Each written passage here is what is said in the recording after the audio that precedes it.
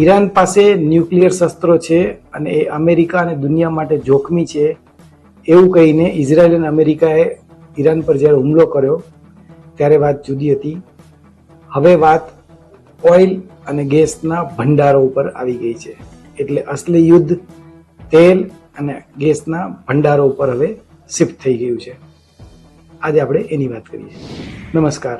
હોર્મુઝની ખાડીમાં આવેલા ઈરાનના કેસમ આઇલેન્ડની અંડરગ્રાઉન્ડમાં એક બંકર છે અને આ બંકર ઇઝરાયલ અને અમેરિકાએ ઉડાવી દીધું છે.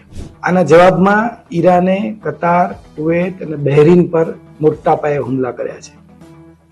ગલ્ફના આ દેશો અત્યાર સુધી સીધી રીતે યુદ્ધમાં નહોતા જોડાયા કે આ દેશો ભેગા થઈને ઈરાન પર પણ હુમલો કરી શકે છે. બહેરીનની સૌથી મોટી નેચરલ ગેસ રિફાઇનરી પર ઈરાને હુમલો કરી દીધો છે અને બહેરીન અને સાઉદી અરેબિયાની બોર્ડર પાસે આવેલી ગેસ ફેસિલિટી પર ઈરાને મિસાઇલ છોડીને મોટો ધડાકો કર્યો છે. આ હુમલા પર સાઉદી અરેબિયાના પ્રિન્સ ફૈઝલ એવું કહ્યું છે કે સંઘર્ષમાં ન જોડાયેલા અમારો દેશ અને મારા પડોશી દેશો પર હુમલા થયા. હુમલા રોકવા માટે અમે રાજકીય, આર્થિક, કૂટનીતિક તમામ પ્રકારના પ્રયાસો કરીશું. ઈરાનનું ટ્રિગર બહેરીન ઉપર કેમ છે એના કારણો છે. એક તો ત્યાં અમેરિકાનું 5th ફ્લીટ ત્યાં હાજર છે.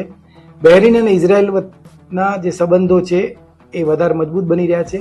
અને ત્રીજું, બહેરીન પાસે મિસાઇલને રોકવાની જે ક્ષમતા છે બહુ ઓછી છે. ગુજરાતથી 1700 કિલોમીટર દૂર આ હોર્મુઝ, અહીં ઈરાનનો અજય કિલ્લો છે જેનું નામ છે કેસમ આઇલેન્ડ. અહીંથી પસાર થતા દરેક ઓઇલ ટેન્કર ઈરાનની મિસાઇલ રેન્જ અને એની નજર હેઠળ છે.